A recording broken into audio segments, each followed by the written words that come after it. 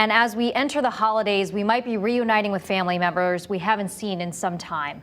And sometimes around this time of year, planning ahead helps you prevent any touchy subjects with our family members in an effort to keep the peace around the dinner table. Wouldn't that be nice? With so much going on in our country right now politically and with this pandemic, we figured now would be a good time to bring in Dr. Laura Saunders, a clinical psychologist from Hartford Healthcare. Dr. Saunders, thanks for joining us.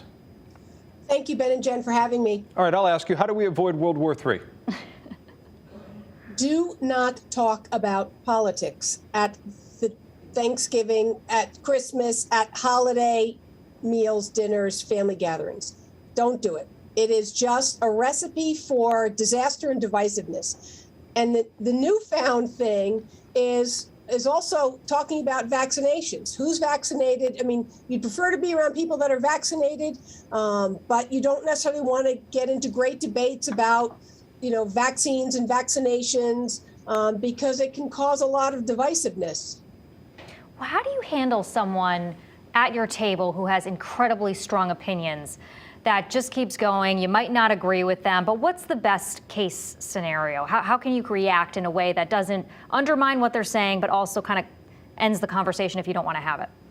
So I do like to make an I statement. I don't necessarily think that you have to just, let this person go on and on and on. I also don't think you have to agree with something that you don't agree with. But making an I statement, I have a different view on things, but I'm choosing not to discuss it at this time. I understand going by a different set of values than what you're talking about. So it's okay to make an I statement. It's okay to say that you disagree with someone's point of view, but also that you don't want to discuss it. So to put that out there and sort of just kind of let it go. And then if the person tries to continually engage you, it is about like backing off and said, I'm not comfortable talking about this at this time. Sounds like such a fun dinner experience. Oh my gosh. Thinking about it. Okay, so Dr. Saunders, I'm getting in my car, I'm leaving my family's home with my family or by myself, and there was a heated conversation, some type of disagreement or argument at that dinner table. What are some of the tools that I can do when I get in my car on my way home? How should I handle that? Should I say something the next day to my family? How should I process that to make that better? Well, first, several long, deep breaths. Breathe it out, let it go. And, it is okay to come back and revisit something and say, I asked to have my point of view respected, or I asked to not engage in such an intense conversation, and yet, so-and-so continued to do that, and I felt hurt and uncomfortable by that. It is okay to let people know how you felt.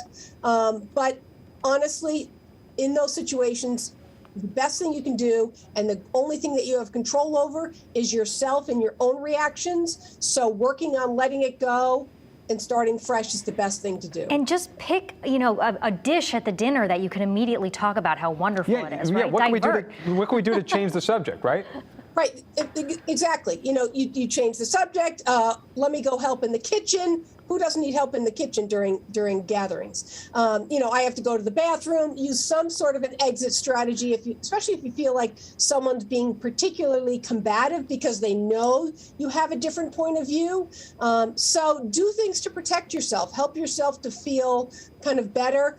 I just think in those situations, you are not going to change someone's mind who is staunchly opposed, no matter what the issue is. Your best bet is to control yourself, control your own reaction, take some space, take a bunch of deep breaths, go for a little walk around the block, something that will help you. Go to the bathroom 45 times if you have to. Right. It's bad if you're like, I'm going to go wash the dishes instead. You've done it 20 times already. Right. Dr. Laura Saunders, always good to talk with you. Thank you so much. Thanks, Doc. Take care. All right, everyone is talking.